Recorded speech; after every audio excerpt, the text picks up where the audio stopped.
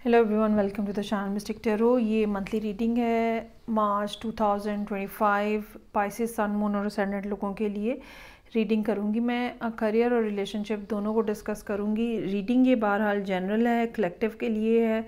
हो सकता है कि आपसे फुली रेजोनेट ना करे, आप इसके लिए पर्सनल रीडिंग बुक कराइएगा अगर आपको एक्यूरेसी चाहिए up to the highest. Reading जो है वो करियर और रिलेशनशिप दोनों को मैं चूँकि डिस्कस करूँगी। एडवाइस के कार्ड्स भी मेरे पास मौजूद हैं। जो करियर के कार्ड्स हैं उनको मैं साइड पे कर देती हूँ और सबसे पहले हम रिलेशनशिप को डिस्कस करते हैं। रिलेशनशिप जो है ना, वो अगर आपने वीकली रीडिंग्स नहीं देखी वो भी आपको देखनी चाहिए। तो रिलेशनशिप जो है ना, वो person being a Pisces person, आप बहुत ज़्यादा क्या करूँ, कैसे करूँ, ना करूं, हाँ करूं, क्या करूं, इस तरह की सिचुएशन में है। और एक कॉन्टिन्यूसली, जैसे एक जिसको हम कहते हैं ना अवॉइडेंट एक होता है पर्सन, भाग रहा होता है चीज़ों से, लोगों से, रिस्पॉन्सिबिलिटीज़ से, फीलिंग्स से, इमोशंस से, उस तरह की कोई बात जो है ना वो नज़र आ रही है। और ऐसा लगता है जैसे जो पर्सन यहाँ पे एग्जिस्ट कर रहा है, आपने ऑलरेडी उसको बहुत ज़्यादा हर्ट किया हुआ है। 10 ऑफ सोर्ड्स है यहाँ पे, और आपको पता है कि आपने ये 10 ऑफ सोर्ड्स किया है क्योंकि ये आपके फियर्स के घर में है, और आपको पता है कि ये आपने चूँकि किया हुआ है। You have this fair in your mind कि भाई ये तो मैंने बहुत गड़बड़ की है, अब क्या होगा, चीज़ें कैसे ठीक होंगी, आपको कुछ समझ नहीं आ रहा है। 10 ऑफ वॉन्ड्स है यहाँ पे। आप बस दिन किसी तरह गुजारते हैं, रात किसी तरह गुजारते हैं, लेकिन आपके पास कोई प्लान नहीं है, कोई कुछ आपका माइंड नहीं काम कर रहा कि क्या होगा। सो 2 ऑफ पेंटिकल्स है यहाँ पे। ऐसा हो सकता है कि पिछले कुछ अरसे में आप फाइनेंशियल डिफ़िकल्टी का शिकार रहे हों, आपके ऊपर फाइनेंशियल प्रेशर हो, या आपको जब ये रिलेशनशिप अभी ऑन बोर्ड था ये पर्सन आपके साथ रिलेशनशिप में, तो तब भी ऐसे आपको समझ ही नहीं आती थी। अब कुछ लोग ऐसे होते हैं ना जिनके मूड स्विंग्स होते हैं, इमोशनल अपहीवल होता है, कभी ऊपर कभी नीचे, कभी हाँ कभी ना, उस तरह का कोई पर्सन यहाँ पे नज़र आ रहा है कि पाइसेस कुछ ऐसे हो सकते हैं जो कि जिनका अप एंड डाउन चलता है बहुत ज़्यादा मूड, और उनको अपना मूड कंट्रोल करना नहीं आता। और जब उनसे चीज़ें कंट्रोल नहीं होती तो वो चुप करके बैठ जाते हैं, वो बात करना बंद कर देते हैं और अपने आप को समेट लेते हैं। और यही आपने यहाँ पे किया।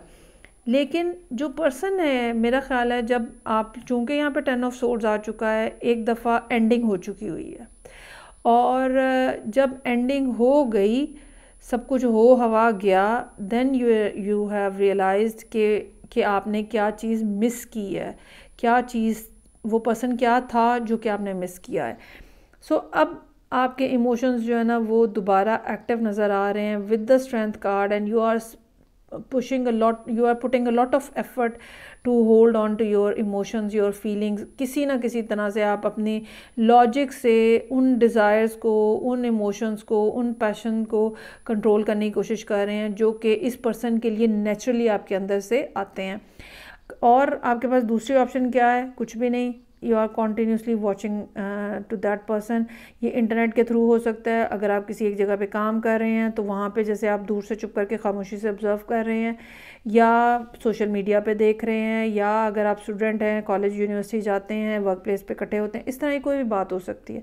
सो आपके पास ये ऑप्शन मौजूद है that you can watch that person, you can see that person what they are doing, ठीक है। और ये जो देखना है ना, ये भी आपको मुश्किल में डाल रहा है, क्योंकि जैसे जैसे वक्त गुजर रहा है आपको उनकी अहमियत का, वैल्यू का एहसास होता हुआ नज़र आ रहा है। अब जबकि मार्च शुरू हो रहा है और आप बिल्कुल अपने एंड पे पहुंच गए हुए हैं, 10 ऑफ वॉन्ड्स, 10 ऑफ सोर्ड्स, और एक शदीद तन्हाई, शदीद अकेलापन जो है वो महसूस हो रहा है। और आप इस पर्सन की एनर्जी को, जो कि, या ये कह लें कि जो ये प्यार या मोहब्बत आपको, या जिस किस्म की एनर्जी आपको देते थे, you are simply dying to have that thing back. और आप बहुत ज़्यादा अकेले हैं, बहुत ज़्यादा तन्हा हैं, बहुत ज़्यादा परेशान हैं, और आपको लगता है कि सम हाउ वन वे और अनदर ये पर्सन जो है ना खुद ब खुद वापस आ जाएगा। You are expecting that, you are wishing that, ठीक है, कि किसी तरह से ये एक बार मुझसे बात करें तो मैं फिर उसके बाद चीज़ों को मैनेज करूं। तो ये फीलिंग जो है ना वो यहाँ पे मौजूद है। लेकिन ऐसा लगता है कि डेथ का कार्ड हमें ये बता रहा है कि एक बड़ी ट्रांसफॉर्मेशन जो है ना वो होती हुई नज़र आ रही है, या चीज़ें जो है ना वो ऑल टुगेदर, जब भी डेथ का कार्ड आता है तो ऐसा चेंज आता है जिसमें पहले से मौजूद सिचुएशन टोटली ख़त्म हो जाती है, बिल्कुल उसका कोई वजूद बाकी नहीं रहता। तो करंटली जो सिचुएशन है वो 9 ऑफ पेंटिकल्स की है, सिंगल पर्सन, लोनलीनेस, चाहे आपके इर्द गिर्द कितनी नेमतें दी गई हैं आपको, कितना कुछ आपके पास मुयस्सर है, इसके बावजूद मेंटली आप डिस्टर्ब हैं, तो ये वाली फीलिंग जो है ना ये ख़त्म हो रही है with the card of death. और किस तरह से ख़त्म हो रही है ये कुछ नज़र नहीं आ रहा, यहाँ पे कुछ ऐसा पता नहीं चल रहा कि आप उन्हें बुलाएंगे, वो आपको बुलाएंगे, कोई थर्ड पर्सन दरमियान में इन्वॉल्व होकर आप दोनों को पैचअप कराएगा, ये ऐसा कुछ भी नहीं है। लेकिन कुछ ना कुछ ऐसा अनएक्सपेक्टेड ज़रूर होता हुआ नज़र आ रहा है जो कि आप ये समझ लें कि सिचुएशन के अंदर चेंज लाने का बायस बनेगा। अच्छा, बॉटम ऑफ द डेक यहाँ पे मेरे पास है 10 ऑफ वॉन्ड्स। आपके ऊपर चीज़ों का बहुत ज़्यादा प्रेशर है, बहुत ज़्यादा रिमोर्स है, उदासी है, अपने ऊपर खफगी है, नाराज़गी है कि मैंने एक बेहतरीन चीज़ जो है वो ख़राब की है। और फिर 8 ऑफ वॉन्ड्स का कार्ड है। 8 ऑफ वॉन्ड्स हमें ये बता रहा है कि कम्युनिकेशन मोस्ट प्रोबेबली आपकी तरफ से हो रही है, क्योंकि आपको जो आपने किया है वो चीज़ें आपको बैलेंस आउट करनी पड़ेंगी, उनको आपको ठीक करना पड़ेगा। बैलेंस आउट करने का क्या मतलब होता है कि जो भी ख़राबियाँ आपने की हैं, ठीक है, उसकी वजह से सिचुएशन जो है इम्बैलेंस हुई है, अब वो ख़राबियाँ आपको दूर करनी है ताकि बैलेंस जो है वो रिस्टोर हो सके। सो जस्टिस का कार्ड है, 6 ऑफ पेंटिकल्स का कार्ड है। मेरा ख्याल है अगर आप इस पर्सन से रब्ता करें ना, they will definitely accept that apology, अगर आप उनसे कुछ अपोलोजाइज़ करते हैं तो। अब एडवाइस का कार्ड कि करना क्या है, कैसे करना है। Your dreams need a practical plan. ये नहीं होगा कि आप वहाँ जाएं और आप कहें भाई गलती हो गई, ये हो गया, वो गया, वो भी आगे से आपको हार फूल पहना दें। नहीं, अब की बार आप उनके पास अगर जाएंगे, you need to have something solid to offer that person.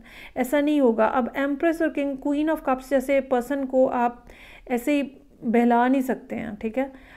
जो कुछ हुआ है, जैसा हुआ है, ऐसे लगता है कि आप दोनों के दरमियान में जो टाइम पीरियड गुजरा है सेपरेशन में, उसने इस पर्सन को बहुत ज़्यादा ग्रो कर दिया है। ये एलिवेटेड लग रहे हैं बहुत ज़्यादा। Bring love into the situation. जब तक आप अपने इमोशंस को एक्सप्रेस नहीं करेंगे, जब तक आप अपने प्यार वाली साइड को, मोहब्बत वाली साइड को, अपने डिज़ायर को, उस पर्सन के लिए जो आपकी डिज़ायर है, अगर वो आप सामने नहीं लेकर आएंगे, चीज़ें ठीक नहीं होंगी।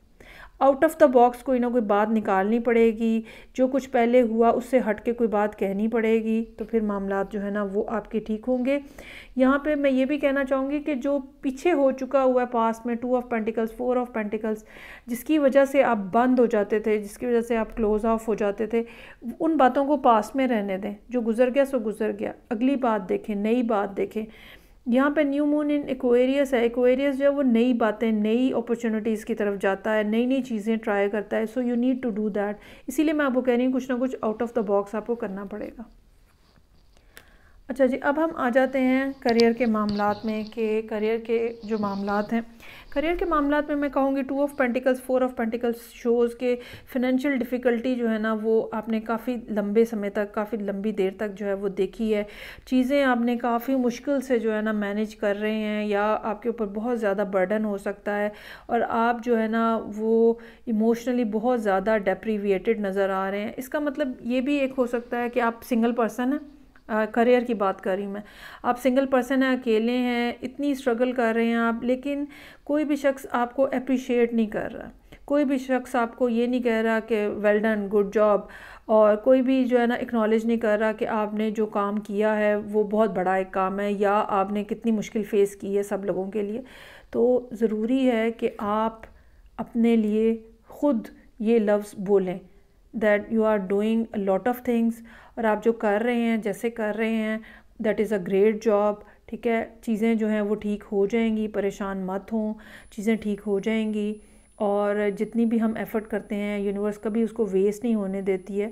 तो अपने ऊपर जो है ना वो ये मोहब्बत ख़ुद से निछावर करें, अपने लिए कोई गिफ्ट ख़रीदें अपने लिए। अब ये मार्च का महीना है जो रीडिंग मैं कर रही हूँ, इसमें कहीं ना कहीं आपकी आगे पीछे बर्थडे भी आएगी, तो अपने आप को ख़ुद गिफ्ट दें, अपने आप को ख़ुद एक्नॉलेज करें। This is what you should be doing in this month. दूसरा कार्ड जो है वो विंड एक्टिवेशन का कार्ड है। चीज़ें जो है ना वो तेज़ी से तब्दील होने का चांस है, या कुछ अनएक्सपेक्टेड इवेंट्स हो सकते हैं जो कि शायद अभी बिगनिंग ऑफ द मंथ आप नहीं फोर्सी कर पा रहे। अगर कुछ ऐसा अनफॉरसीन आपके सामने आता है, positive negative regardless of that, अगर कुछ भी अनएक्सपेक्टेड आपके सामने आता है, आपको चाहिए कि इंस्टिंक्टिवली वहाँ पे काम करें। ये मत देखें कि ऑन ग्राउंड रियलिटीज़ क्या हैं, what I should be doing, should और शुड नॉट के चक्कर में मत पड़िएगा। और जितनी इंस्टिंक्टिव एबिलिटीज़ हैं बीइंग अ पाइसेस, वो आपको अलाइव करने की ज़रूरत होगी, वही आपको इस मसले से बाहर निकालेंगी, जो भी आप मसला होगा या अनएक्सपेक्टेड सिचुएशन होगी। तो ये थी रीडिंग जो कि पाइसेस लोगों के लिए थी, sun moon and ascendant. Feedback का मुझे इंतज़ार रहेगा। मैं आपसे नेक्स्ट रीडिंग से फिर मिलूँगी। अपना बहुत ज़्यादा ख्याल रखिएगा। खुदा हाफिज़।